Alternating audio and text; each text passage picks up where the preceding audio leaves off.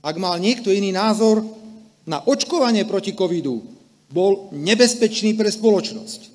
Média otvorene písali, veď si to pamätáte, ja teraz citujem, že každý nezaočkovaný by mal kvíriť od bolesti ako prasa.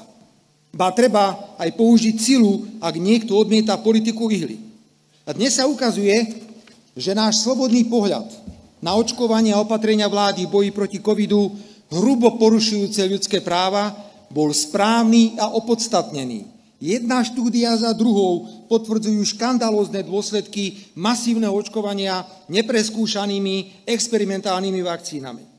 Na Slovensku sa čím ďalej tým otvorenejšie hovorí o 20 000 obetiach nezvládnutého riadenia covidu a nezmyselných rozhodnutiach vlády. Áno, potvrdzujem, ako predseda strany a potvrdzujem to aj ako predseda vlády, že podporím úsilie niektorých politikov novej vládnej koalície politicky zhodnotiť, čo to tu vláda v rokoch 2020 až 2021 vystrájala a pozrieť sa aj na finančnú stránku plošných, často úplne nezmyselných nákupov zdravotníckych pomôcok a vakcín.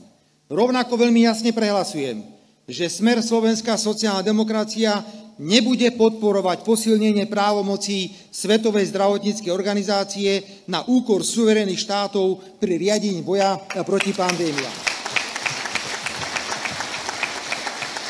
Poviem to, že takýto nezmysel mohli vymyslieť len nenažraté farmaceutické firmy, ktoré začali vnímať odpor niektorých vlád proti povinnej vakcinácii. Podľa Ústavy Slovenskej republiky sa na platnosť takýchto medzinárodných dohôd v prospech Svetovej zdravotníckej organizácie vyžaduje súhlas Národnej rady Slovenskej republiky. A ja neverím, že suverénne slovenské politické strany takýto súhlas vyslovia. Smer a jeho poslanci určite nie.